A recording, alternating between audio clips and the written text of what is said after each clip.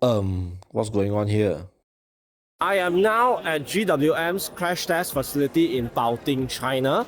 In front of me here is a GWM Ora 5.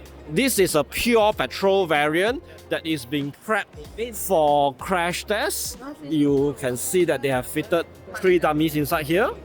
Now this is just for demonstration purposes. The actual procedures to do a proper crash test for government regulations or even NCAP results requires the car to sit in a climate controlled chamber. This is obviously not a climate controlled chamber. What we are doing here today is just for demonstration purposes. So you see this room here.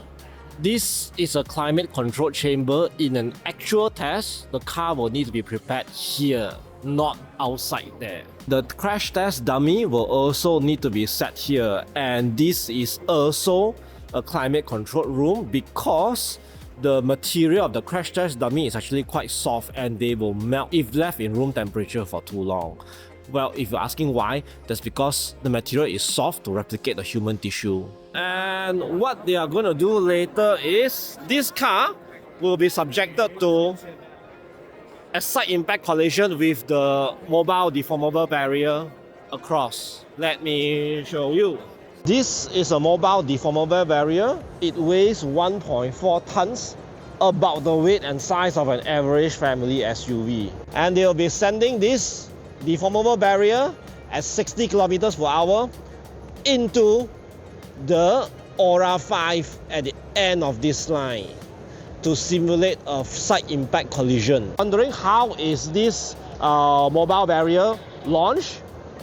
This thing here, this is the launcher. When they are doing the test, they will hook up the metal cables underneath there to this, and this will pull the barrier to reach 60 kilometers per hour. See this aluminium barrier here?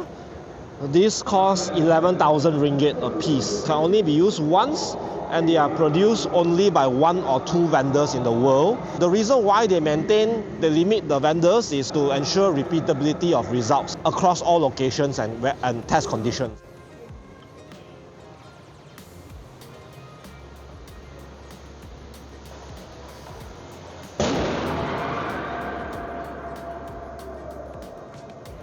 So this is the outcome of the impact.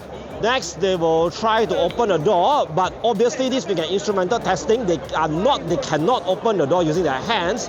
It needs to be done with an instrument to detect how many newtons of force is required to open it and whether is it within specifications. Obviously they are not going to do it so soon. The barrier needs to be moved in the way, the car needs to be prepped for post-crash evaluation and so on and so forth.